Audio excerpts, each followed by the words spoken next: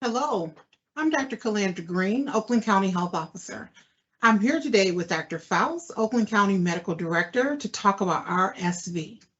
You may have heard RSV infections and associated emergency department visits and hospitalizations are on the rise, especially among infants and young children, with some U.S. regions nearing seasonal peak levels earlier than average. Dr. Faust, can you talk a little bit about RSV and who is at risk? Sure. Respiratory syncytial virus, or RSV, is a common respiratory virus that usually causes mild cold-like symptoms. Now, most people recover in a week or two, but RSV can be serious, especially for infants and adults older than 65 years who have other chronic ailments.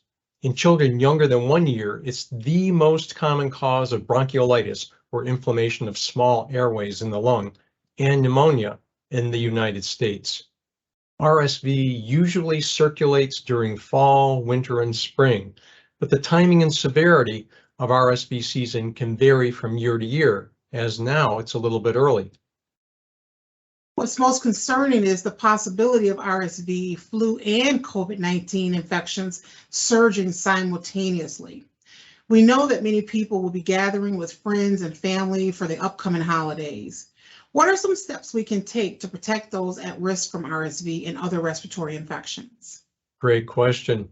So currently there's no vaccine to prevent RSV infection. We're promised one to be available in the next year or two. However, staying up to date on your other vaccines, your flu shot, your COVID-19 vaccines and boosters, and other immunizations, such as whooping cough or Tdap, can help prevent severe illness from those viruses, can help reduce respiratory complications if infected with these viruses, and can help reduce further strain on our hospitals. Some additional steps you can take are: stay home if you're sick, even when testing negative for COVID-19. Stay home from school, stay home from work. Wear a mask if you're sick and you have to be around others. That's unavoidable. Wash your hands often with soap and water for at least 20 seconds. Avoid close contact, kissing, shaking hands, sharing cups, or eating utensils with others. Clean frequently touched surfaces like doorknobs or mobile devices. And cover your cough and sneeze with a tissue or use the upper sleeve, but not your hands. I really want to stress to people to please stay home if you are sick.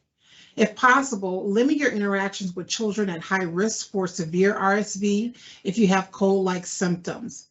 This includes premature infants, children younger than 2 years of age with chronic lung or heart conditions, and children with weakened immune systems. If this is not possible, carefully follow the steps and prevention methods that Dr. Faust mentioned. Now, if you do have an infant at home, be sure to know the signs and symptoms of severe RSV infection, and this includes short, shallow, rapid breathing. Any infant struggling to breathe, the chest muscles and skin around the base of the neck will pull in, called retractions, with each breath. Severe cough, poor feeding. Infants that are not feeding any longer will not stay hydrated.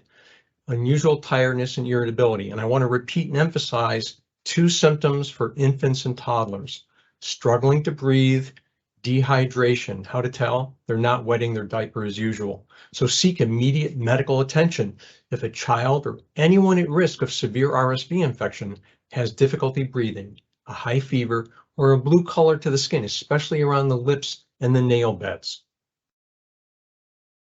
For more information about RSV, visit oakgov.com/health.